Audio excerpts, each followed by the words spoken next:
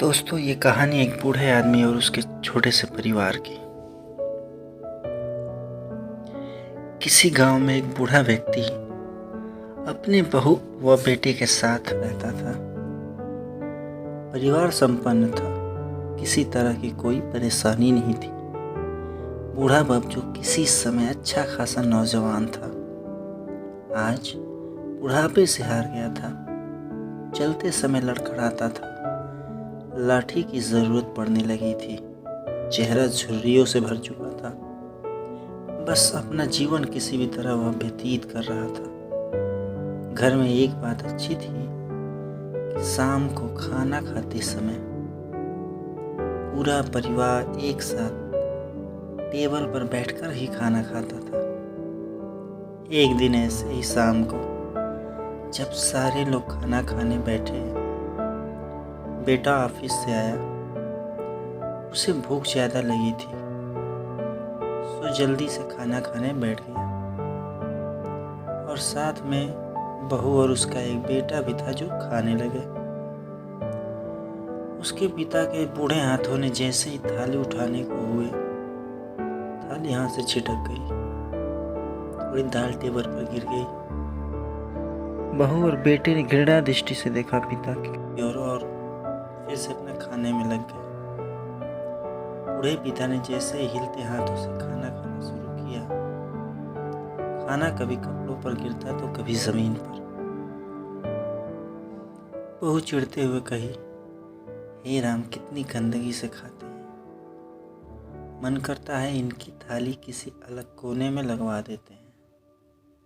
बेटे ने भी सिर हिलाया, जैसे पत्नी की बातों से सहमत हो। उसका बेटा यह सब मासूमियत से देख रहा था। जब अगले दिन पिता की थाली उस टेबल से हटाकर एक कोने में लगवा दी गई, पिता की डबडबाती आंखें सब कुछ देख रही थी, पर देखते हुए भी कुछ नहीं बोल पा रही थी। बूढ़ा पिता रोज की तरह खाना खाने लगा। खाना कभी इधर गिरता, कभी उधर गिरता। उनका एक छोटा सा जो लड़का था, अपना खाना छोड़कर लगातार दादाजी की तरफ देख रहा था। माँ ने पूछा, क्या हुआ बेटे, तुम दादाजी की तरफ क्या देख रहे हो और खाना क्यों नहीं खा रहे? बच्चा बड़ी मासूमियत से बोला, माँ, मैं सीख रहा हूँ कि वृद्धों के साथ कैसा व्यवहार करना चाहिए। जब मैं भी बूढ़ा हो जाऊंगा और आप लोग बूढ़े हो जाओगे, तो मैं भी आप सबको इसी तरह कोने में खाना खिलाने बैठा दूंगा और खाना खिलाया करूंगा।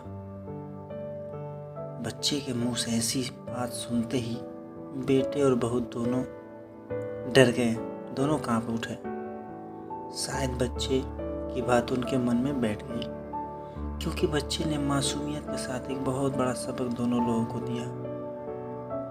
बेटे ने जल्दी से आगे बढ़कर पिता को उठाया और वापस टेबल पे खाना खाने के लिए बिठा दिया।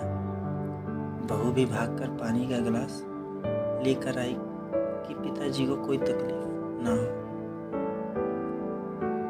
दोस्तों, इस कहानी से हमें क्या शिक्षा मिलती है? इस कहानी से हमें यही शिक्षा मिलती है कि माँ बाप ही इस दुनिया की सबसे बड़ी पूंजी है। आप समाज में कितनी भी इज्जत क्यों न कमा लें या कितना भी धन इकट्ठा कर लें, लेकिन माँ बाप से बड़ा कोई धन नहीं इस दुनिया में। दोस्तों, अगर ये कहानी आपको अच्छी लगी हो तो